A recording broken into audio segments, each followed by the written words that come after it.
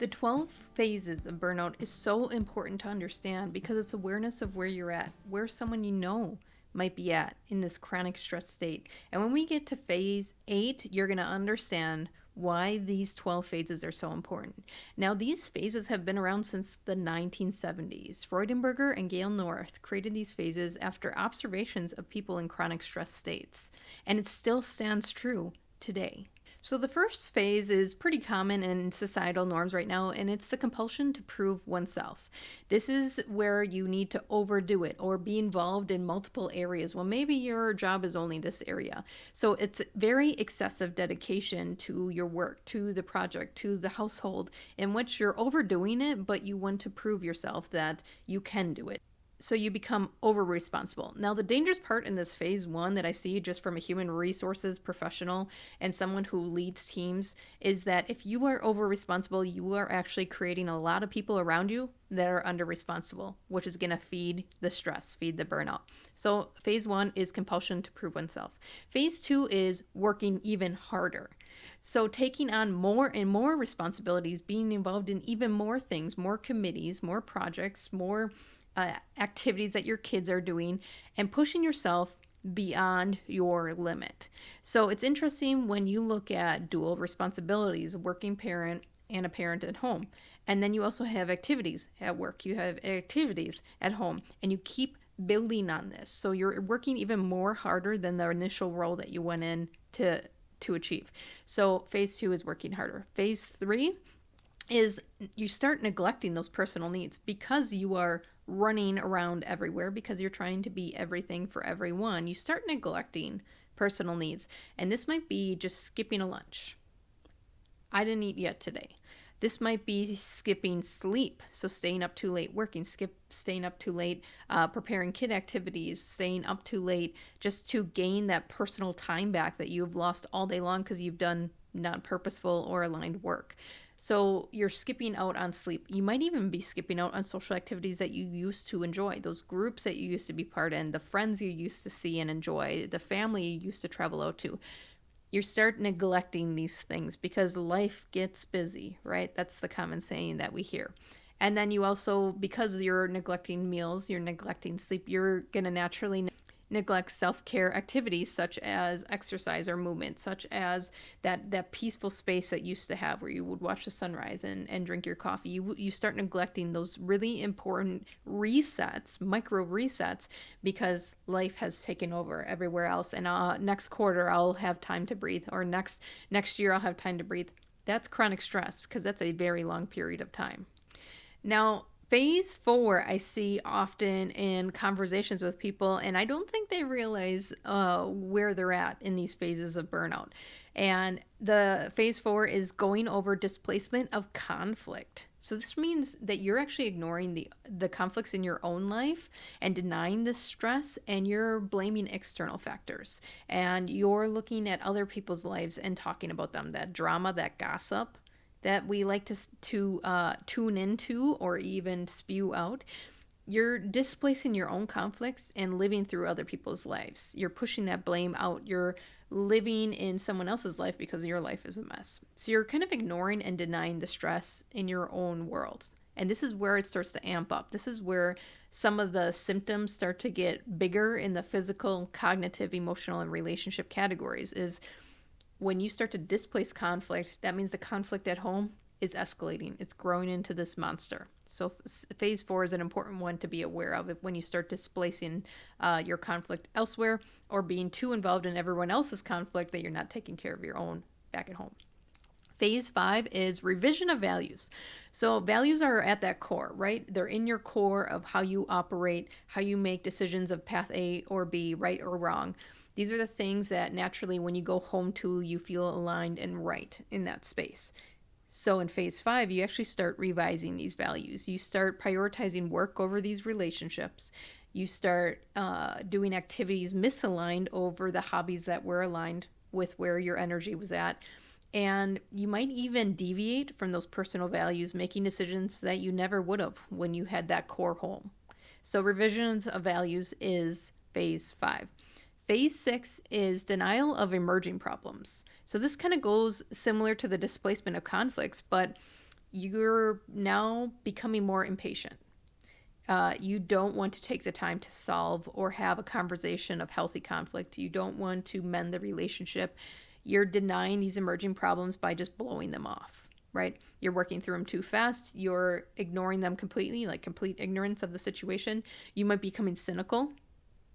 You are being irritable. So this is a lot of the relationship category of burnout. And then you're avoiding any reflection of your own actions. So you're not taking accountability for your take on it. You're pushing this so outward that you are no longer taking responsibility for your own actions. So denial of this emerging problems. Phase 7, right? We're getting into the darkness now of chronic stress, of burnout. Phase 7 is withdrawal. So this is when you begin to isolate socially and not in a growth way. It's okay to back up for a while and work on yourself. You're not doing that. You're doom scrolling at night. You're binge watching Netflix. You're doing things that, again, don't align with your values, and you're just checking out. So social isolation. And then you're starting to lose interest in enjoyable activities. Things that you used to enjoy, it doesn't bring you joy anymore. And it's not because it's more work. It's not because the activity has shifted. It's because of you, that you have started this behavior of detachment. So this withdrawal one's kind of scary, and you'll see when people are really stressed in meetings, they kind of start to withdraw. They have their cameras off, they're showing up late, they don't have the materials, or they're not participating in the chitter chatter or the discussion anymore. So withdrawal. Now phase 8, and this is a big one, like I said in the beginning. Phase 8 is others are starting to observe behavioral changes in you. I want to repeat that. Others are observing behavioral changes in you. So that means there's changes in your personality. Maybe you were bubbly and now you're not. Maybe you were quiet and now you're blurting out at people because you're so irritated, because you're not taking care of yourself, because you're not doing anything you enjoy anymore, right? You're just bursting out at people. You're going to have this increased irritability. So maybe you were patient with people. You could work through things, and now you're just snapping at them. You're kicking them out of the office. You're blowing them off. That was a big hitter in mine. I should have seen the signs, but I didn't. I was so overwhelmed in human resources. People were still coming to me with things. And because I was over involved in everything, I started to snap at people. I was definitely more of a compassionate person before burnout. And in burnout, I wasn't so much anymore. And then you might even get more aggressive in your approach. And it could be physical, or it could just be verbally. It could be how you write emails. You were coming off very aggressive and direct. Not a nice person. So phase 8, when others are observing these behavioral changes, is the number one phase that comes out when I do burnout programs. When I do workforce energy management programs, when we get to phase 8, that's the place that most people can relate to right now. That's a lot. You have went through 1, 2, 3, 4, 5, 6, 7, and you are at phase 8. There's only a few more left before burnout collapse. And phase 8 is the most common that I'm seeing in organizations. So I want to just really highlight, when you are seeing behavioral changes in people, it is not in a good place. We have some work to do. Now let's go through the other ones. This is pretty much where you begin the burnout collapse. 9 is depersonalization. So you're going to start to feel disconnected from the tasks that you're doing, disconnected from the relationships that you're in, disconnected from the days. Like you wake up and you're just like blah, zombie mode, repeat, blah, zombie mode. Like there's no point in getting up. You're so disconnected from your days. You are seeing people and tasks as obstacles rather than individuals and forward-moving initiatives. So it's another thing you have to do. Why do I have to do other things? Talking to people, no thanks. I don't want to do that today. And it's because your body's moving in survivorship mode. Your body's moving in survivorship mode, trying to keep your core organs running so you can stay alive. It doesn't want to meet new people. It doesn't want to do Excel sheets. It doesn't want to go to work and take care of people. So this depersonalization is starting to see people as that obstacle, as a hurdle, than individuals providing value and possibly can even support you.